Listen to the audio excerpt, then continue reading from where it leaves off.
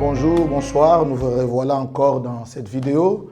Nous poursuivons toujours notre réflexion sur les grandes décisions de la vie. Alors, comme nous le disons dans toutes nos vidéos, depuis que nous avons commencé cette série, toutes les décisions de la vie se prennent par deux mots. Par les mots oui ou par les mots non. Et quand on dit oui à quelque chose, ça peut être quelque chose de positif, tout comme ça peut être négatif. Et quand on dit non à quelque chose, ça peut être aussi négatif, tout comme ça peut être positif. Parce que les mots oui ou les mots non, ce sont des mots qui sont neutres. Tout dépend de ce que ça produit comme conséquence dans la vie d'une personne ou dans la société. Alors, aujourd'hui, nous allons encore examiner Jacques 5, 12. Jacques 5, 12 dit que votre oui soit oui, que votre non soit non. Ce qu'on y ajoute vient du malin. Et nous sommes en train de réfléchir, chers amis. Nous avons dit quel est le oui qui doit rester oui et quel est le non qui doit rester non. Est-ce que la parole de Dieu veut dire que même quand tu as dit un oui à quelque chose de mauvais, ça devrait rester comme tel jusqu'à la fin? Ne pouvons-nous pas nous dédire de nos oui donnés dans une mauvaise direction? Est-ce que la Bible veut nous encourager à persévérer même dans l'erreur du fait qu'on a déjà dit oui à quelque chose? Absolument pas. Nous sommes en train d'examiner ces textes et par la grâce de Dieu, nous essayons de tirer des principes, de tirer des vérités très importantes, chers amis. Et n'oubliez pas de liker, n'oubliez pas de partager la vidéo et surtout de vous abonner dans notre chaîne YouTube où il y a beaucoup d'autres sujets que nous abordons. Allez visiter notre chaîne, vous trouverez des très très bons sujets. Aujourd'hui, on va tirer la 10e vérité et la 11e vérité par rapport à Jacques, chapitre 5, le verset 12. Je vais lire pour nous. La 10e vérité, c'est quoi? Tout oui ou tout non prononcé en retard préjudicie souvent celui qui le dit. Vous comprenez? Toute décision oui, toute décision non préjudicie toujours celui qui le dit. Vous comprenez? Parce que, chers amis, le monde ne marchera pas toujours à ton rythme. Les personnes qui disent toujours oui en retard ou non en retard, on les appelle des indécis. Parce qu'ils ne savent pas quand le problème est posé, à quel sens se vouer, quelle direction prendre. Au moment où on attend que la personne dise oui, il prend tout son temps. La personne prend tout son temps. Là, il faut dire oui, la personne prend tout son temps. Elle laisse passer le temps. Il y a des gens qui sont comme ça. Il sait bien qu'il doit te dire oui, mais il va te le dire en retard. Au moment où toi tu passes à autre chose, il vient te dire maintenant oui.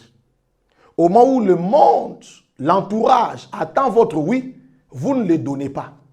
Et quand les gens sont dans autre chose, eh bien vous venez pour dire voilà, je suis d'accord. Mais c'est trop tard. Les gens pensent déjà à autre chose. Les indécis font du mal à tout le monde. Même dans les relations amoureuses. Même en matière de leadership. Vaut mieux être haï pour ce qu'on est que d'être aimé pour ce qu'on n'est pas. Il y a des gens qui aiment jouer avec le temps. Ils essaient de voir qu'est-ce que ça va être. Je ne dis pas encore oui maintenant. Alors, tout oui dit en retard, tout non dit en retard, préjudicie toujours la personne qui le dit, surtout quand on le dit à un supérieur. Je vous donne un exemple, toujours dans les Écritures, parce que je m'appuie sur la parole de Dieu pour tirer tous ces principes. Je ne suis pas philosophe, je ne suis pas psychologue, moi je ne suis pas un médecin, je suis un théologien de formation. C'est tout à fait normal que je puisse appuyer tous mes exemples dans les Écritures, et parce que si je dois tirer les exemples dans la vie courante, je vais faire une vidéo de plus d'1 heure.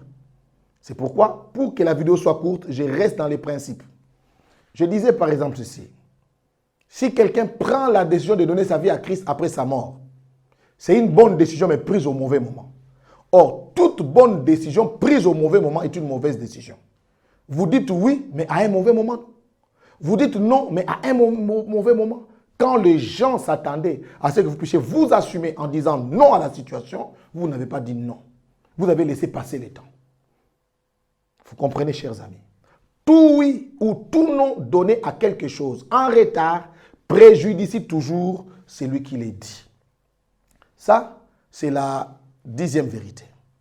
La 11e vérité, nous disons, souvent les oui ou les non qu'on donne en retard profitent aux rusés et aux opportunistes. Les oui ou les non qu'on donne en retard profitent souvent aux rusés et aux opportunistes. On vous vend quelque chose, on vous vend une parcelle. Vous savez bien que vous pouvez l'acheter, mais vous ne l'achetez pas. Vous faites passer le temps. Eh bien, quelqu'un d'autre peut venir, lui se décide rapidement, il dit, moi je donne autant. Vous êtes d'accord que vous allez payer la parcelle à 100 000 $, mais vous prenez tout votre temps. Vous ne venez pas confirmer votre oui. Un opportuniste vient, il dit, je donne 110 000 $. Et quand vous venez comme ça, vous constatez que la personne a déjà pris votre place. On a acheté une parcelle qui vous appartient. En ce moment-là, vous n'avez que vos propres yeux pour pleurer. Parce qu'au moment où il fallait vous décider, vous ne vous êtes pas décidé. C'est comme ça que nous disons, tout oui ou tout non qu'on prononce en retard profite toujours aux opportunistes et aux rusés. C'est pourquoi, chers amis, apprenez à avoir des positions claires dans la vie. Apprenez à avoir des positions claires dans la vie. Voilà ce que nous pouvons nous dire aujourd'hui dans cette vidéo.